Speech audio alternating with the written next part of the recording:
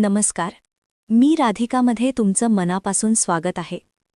आज आपण अशा एका विषयावर बोलणार आहोत जो आपल्या प्रत्येकाच्या आयुष्याला कधी ना कधी स्पर्शून जातो. आजच्या जगात प्रेम म्हणजे नक्की काय?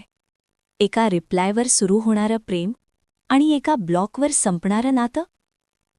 आजची नाती एखाद्या काचेच्या भांड्यासारखी झाली आहेत का, जी जरासा अहंकार वाढला की तडकतात? आज आपण याचबद्दल बोलणार आहोत. मॉडर्न लव्ह आणि राधाभाव. आजकाल छोट्या छोट्या कारणांवरून नाती तुटतात. त्याने मला मेसेज का केला नाही, तिने माझा फोटो का लाईक नाही केला, त्याची ही सवय मला आवडत नाही. अपेक्षांची इतकी लांबलचक यादी घेऊन आपण नात्यात उतरतो की प्रेमाचा मूळ गाभाच हरवून जातो. आपण नात्यात गुंततो नाही, तर आपण नात्यात हिशोब मांडतो. पण याच वेळी आठवण येते ती राधेची. राधेचं प्रेम कसं होतं? जिथे मिळवण्याची जिद्द नव्हती, तर समर्पणाची ओढ होती. राधेच्या प्रेमात कोणतीही अट नव्हती, कोणतीही तक्रार नव्हती. तिचं प्रेम म्हणजे केवळ अस्तित्व होतं. आपण आजच्या पिढीचे तरुण तरुणी प्रत्येकजण एक कृष्ण शोधतोय. एक असा जोडीदार जो समजून घेईल, जो साथ देईल, जो परफेक्ट असेल. पण एक क्षण थांबून स्वतःला विचारा, आपण कृष्ण शोधतोय, पण स्वतः राधा बनण्याची आपली तयारी आहे का? राधा बनणं म्हणजे काय?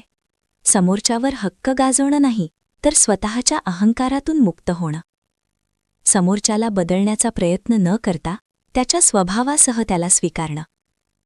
आजच्या धावपळीच्या, इगोच्या युगात जिथे सगळं इन्स्टंट हवंय, तिथे अशा निखळ आणि निस्वार्थी प्रेमाची खूप गरज आहे. लक्षात ठेवा, नातं हे एका बाजूने चालत नाही. ज्या दिवशी आपण मीपेक्षा आम्ही आणि अपेक्षेपेक्षा समर्पण याला जास्त महत्त्व देऊ, त्या दिवशी आपल्या आयुष्यातलं नातंही राधेसारखं अमर होईल. समोरचा कृष्ण बनण्याची वाट पाहण्यापेक्षा आपण स्वतःमध्ये राधा निर्माण करूया. कारण प्रेम म्हणजे मिळवणं नाही, तर होणं आहे.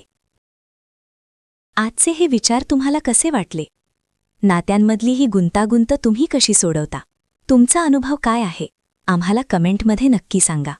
कारण तुमच्या विचारांनीच आमच्या या प्रवासाला अर्थ मिळतो. पाहत रहा मी राधिका. भेटूया पुढच्या भागात. धन्यवाद.